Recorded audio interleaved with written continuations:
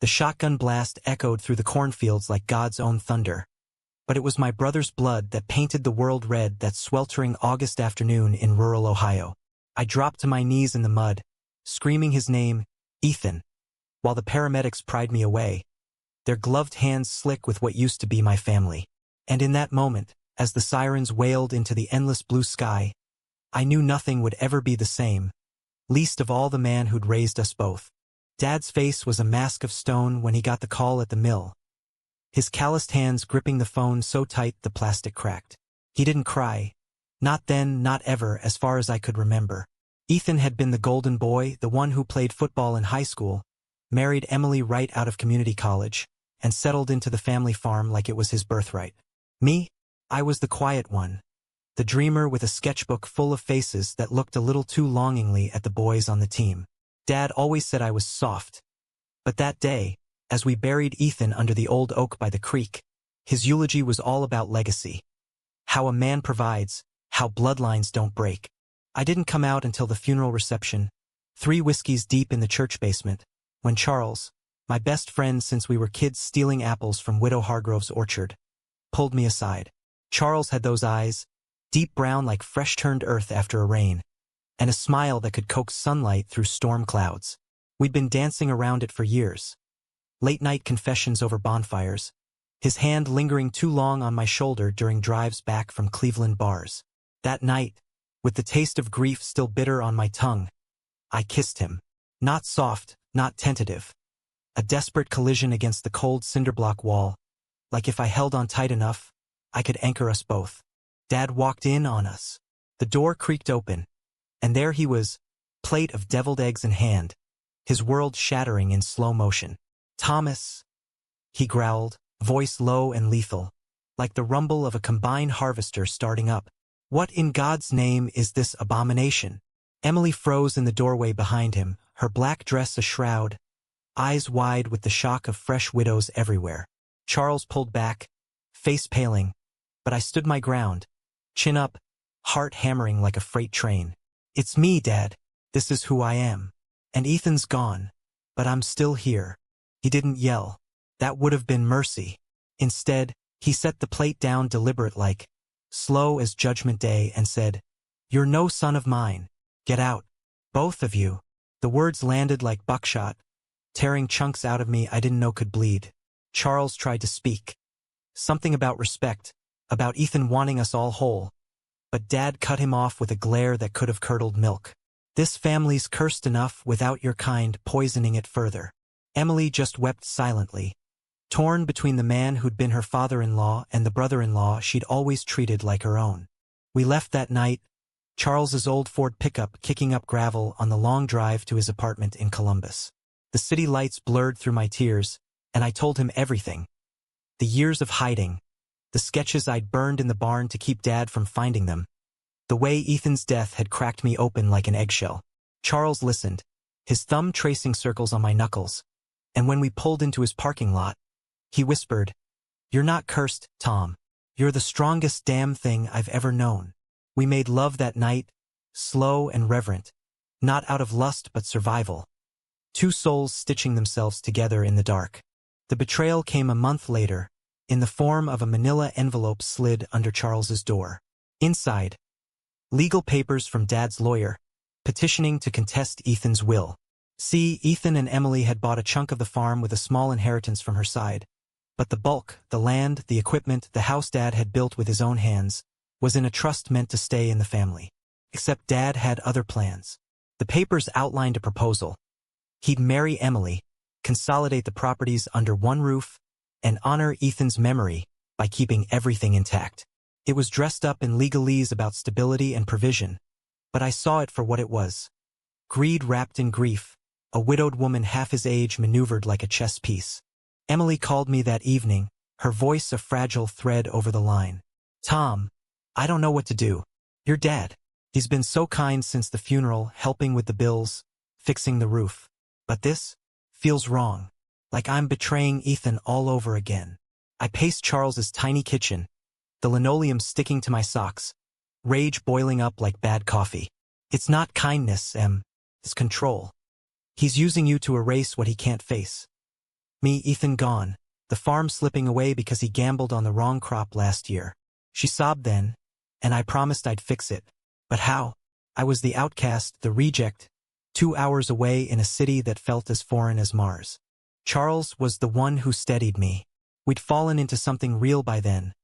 Mornings tangled in his sheets, evenings walking the Scioto River trails, his hand in mine without fear of prying eyes. He worked as a mechanic at a garage downtown, grease under his nails and stories of his own fractured family, divorced folks in Akron, a mom who'd prayed the gay away until it stuck. "We fight smart, Tom," he said, spreading the papers across his coffee table like a battle map. "Ethan left you as executor on his personal effects. Start there. Dig." So I did. Drove back to the farm under cover of a harvest moon, the air thick with the scent of drying cornstalks. Dad was out at the co-op, Emily at her shift waitressing at the diner. I slipped into the attic, where Ethan's boxes sat untouched, hunting gear, photo albums, a lockbox I'd forgotten about. Inside, letters, dozens of them, yellowed and tied with twine, from Dad to Ethan's mom, my own mother, before she passed from cancer when I was 10. They were love letters, raw and poetic, Dad confessing how the farm broke his back but she'd mend his soul. But tucked at the bottom, a different kind.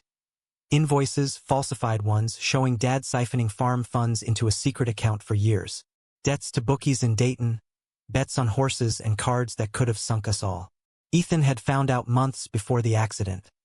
Confronted him, threatened to go public. And that shotgun? Hunting accident, they said. But the angle, the lack of powder burns, nagged at me like a thorn. I confronted Emily first, over coffee at the diner, her uniform stained with ketchup from the breakfast rush. Dad's not just after the land. He's drowning in debt. Marrying you is his lifeline. Your inheritance plugs the hole. Her face crumpled, green eyes, so like Ethan's, filling with the kind of hurt that reshapes a person. I thought, God, Tom, I thought he cared. For me, not just the money. We hugged across the sticky formica, and in that moment, I saw my sister-in-law not as a widow to pity, but a fighter, same as me. The climax hit like a nor'easter 2 weeks later, the night Dad proposed. I tipped Emily off, and Charles and I drove up unannounced, the truck's headlights cutting through the sleet like accusations.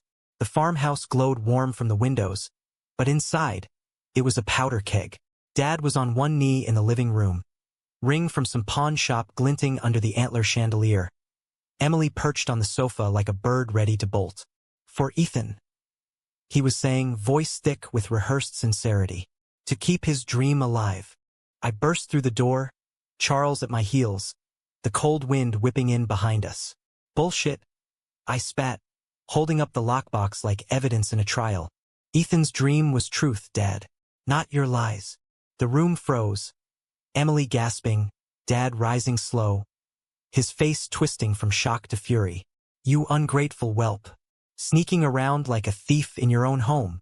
Charles stepped forward then, his presence a quiet storm. Mr. Harlan, Tom's not the thief here. These, he tapped the invoices I'd photocopied. These say different. Dad lunged, snatching at the papers, but I held firm, years of swallowed words erupting. You rejected me for loving a man, called it abomination. But your sins? Gambling away Ethan's future, maybe even. I choked on it, the unspoken accusation of the shotgun hanging heavy. Ethan knew. He was gonna expose you. And now you want to chain Emily to cover it all. Emily stood, trembling but unbowed, the ring box tumbling to the rug. I can't, Robert. Not like this. Ethan's gone because of secrets, not love. Dad's world cracked then, visible in the sag of his shoulders, the whiskey flush draining from his cheeks. He sank into his armchair, the same one from that funeral night, and for the first time, I saw the man beneath the myth. Broken, scared, a farmer who'd bet against the rain one too many times. The fight spilled out into the storm, Dad roaring denials from the porch as Charles and I bundled Emily into the truck. Sleet stung like tears, the wipers slapping rhythmically against the chaos. We didn't talk much on the drive back. Grief has its own language, but Charles's hand found mine over the gearshift, a lifeline in the dark. Emily stayed with us for a week, then moved to her cousins in Cincinnati, filing for divorce from the ghost of her marriage and Dad's proposal in one fell swoop. The farm? Sold at auction to pay debts, the proceeds split fair. Ethan's will held, thanks to a judge who saw the fraud plain as day. Dad didn't fight the charges, misdemeanor fraud, no murder rap without proof, but enough to strip him bare. He wrote me one letter, postmarked from a motel in Indiana. I failed you both, son. Loving wrong ain't the sin. Hiding it is. It wasn't forgiveness, not yet, but it was human. A crack in the armor, letting light through. Charles and I built from there. A little house on the edge of Columbus, sketches on the walls now framed proud. His garage tools mingling with my freelance graphic gigs. We got rings last spring. Simple bands etched with coordinates from that orchard where it all started. Emily visits Sundays, her laugh filling the yard, and sometimes, rare as a blue moon, Dad calls from whatever town he's drifting through, voice gruff but softer. "How's the boy?" he asks, meaning Charles. "He's good, Dad. We're good." I fought back not with fists or fury, but with the truth Ethan died protecting. Love isn't a legacy to hoard, but a seed to scatter wide. In the heartland where corn whispers secrets to the wind, I learned that rejection's sting fades, but the roots we choose, they grow deep, unbreakable. And in Charles's arms, under Ohio stars that remember every scar, I finally came home.